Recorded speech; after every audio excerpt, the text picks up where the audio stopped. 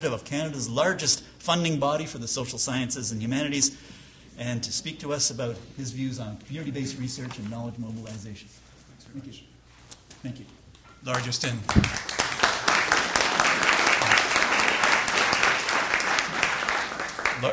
in ambition, perhaps. I'm not sure about largest in funding. But good morning, everyone. Bonjour tout le monde.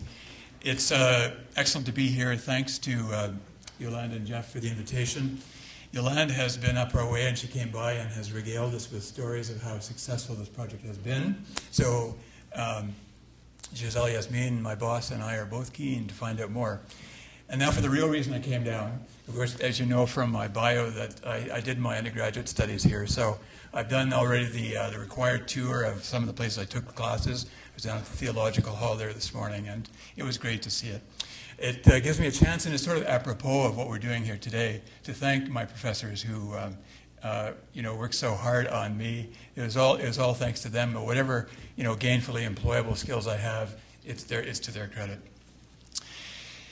In 1835, in his Democracy in America, Alexis de Tocqueville spoke about the exercise of intellect.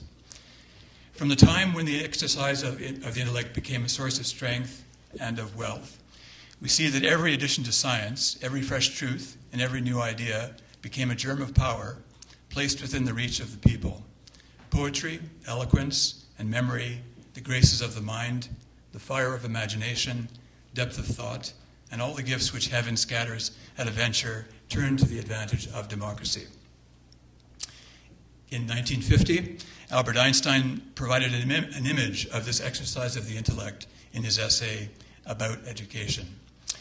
Knowledge must be continually renewed by ceaseless effort if it is not to be lost. It resembles a statue of marble which stands in the desert and is continually threatened by burial by the shifting sand.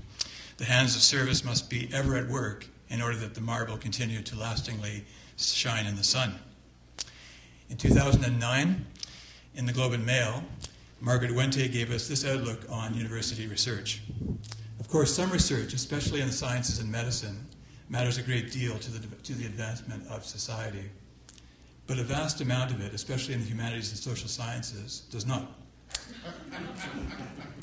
Take my old stomping ground, English Lit. When I last looked, nobody was clamoring for another book on Moby Dick. She added in another piece earlier this month, taxpayers are not going to continue to subsidize research in critical literary theory much longer. Faculty unions will kick up a fuss about academic independence, but their members don't work for themselves, they work for us. What would Mr. de Tocqueville say about Canadians if he were to study us today? I suspect he might conclude, present company excluded, of course, and despite the fact that the majority of students at university are in the humanities and social sciences, that we Canadians are somewhat ambivalent on the value of humanities and social sciences. As a group, we have difficulty understanding the value of de Tocqueville's exercise of the intellect and difficulty justifying public investment in the sustained work needed to create and preserve knowledge in the humanities and social sciences. Our ambivalence seems rooted in three layers of skepticism, each virtuous, and yet each an impediment to robust national investment in the humanities and social sciences. The skepticism of public discourse, the skepticism of the academy, and the skepticism of government. CBR and KMB, community-based research, knowledge mobilization, are two contemporary practices in the social sciences and humanities academy that are helping to alleviate this multi-layered skepticism. We have a pretty good understanding of the first layer.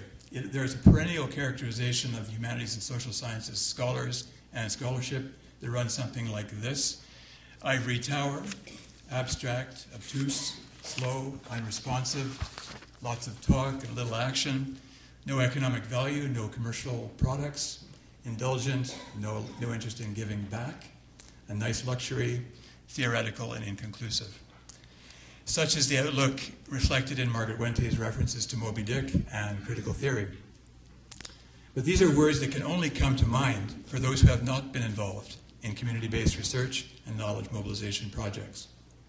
Various definitions of CBR and KMB are possible, but my short form for the two trends Community-based research is about involving citizens in producing academic research. And knowledge mobilization is about ensuring that citizens benefit from academic research. CBR is reflected in a wide cross-section of funding programs at SSHRC. The most well-known is the Community University Research Alliances Program, or KIRA, established in 1999. Then there are a number of KIRA derivatives, including Aboriginal Research and the International KIRA Program. All of these programs insist on formal collaborations between academic and community partners, and there are others. You take the word association list above that I just gave and run it against some of the CBR projects funded through the KIRA program. Enhancement of youth resiliency and reduction of harmful behaviors leading to healthy lifestyle choices. Community-based Aboriginal curriculum initiatives, implementation and evaluation. Economic security project.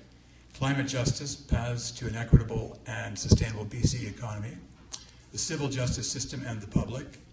Disabling poverty and enabling citizenship, examining exclusions and identifying opportunities for the full participation of Canadians with disabilities. Brain gain, increasing the capacity of rural communities to use social science research to influence and develop policy. If you're involved in projects like these, there can be no doubt about the character of professors and graduate students in the humanities and social sciences. They are clearly committed to research that helps people in communities. It is academic work, yes, but much of it is accomplished on the street and not in the ivory tower. It is action-oriented, and it is all about communicating in ways that make sense to individuals, both working inside and outside of the academy. KMB, on the other hand, is also reflected in a wide range of SSHRC programs. You'll know about one of these programs, the Knowledge Impacts in Society program, which, thanks to the good work of Yolande and her team, has helped bring us together today. There is also the Strategic Knowledge Clusters program, designed to create knowledge partnerships that serve to increase the impact of SSHRC-funded research on policy and program development. And there are others, but let's focus on one facet of these programs. There is a perception that the humanities and social sciences contribute very little to the economic well-being of the country. But consider some of the projects funded through the Clusters program.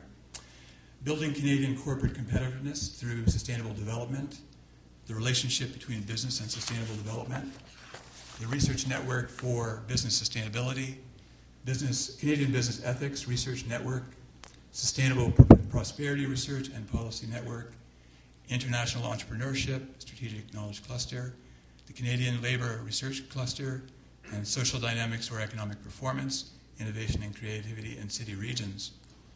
And similarly, some of the KIS programs, Institutional Investors Corporate Engagement and Responsible Investing, Reaching Out to Rural Communities, Tourism Research Innovation Partnership, Mobilizing Knowledge in Business Sustainability, Adapting to New Environments, Agriculture and Rural Economics in the 21st Century, Business Development through Community Development, and of course, Revitalizing Rural Economies by Mobilizing Academic Knowledge, the KIS project here.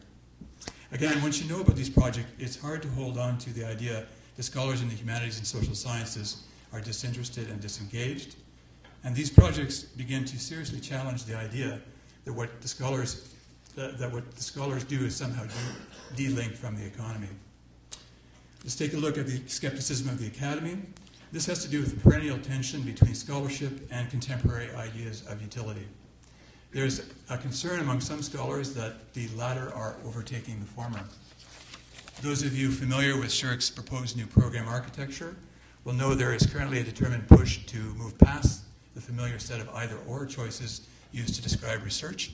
What I'm referring to here is standard versus strategic, investigator-driven versus targeted, curiosity-based versus applied, disciplinary versus interdisciplinary, individual versus team, and individual versus partner. SSHRC's proposal is that we move from either-or to both-and.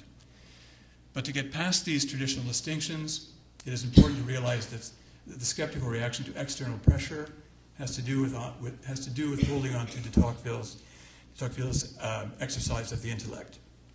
The first principle of the academy is free inquiry. That inquiry can often lead in the direction of contemporary problems or ideas of utility or the government's key priorities.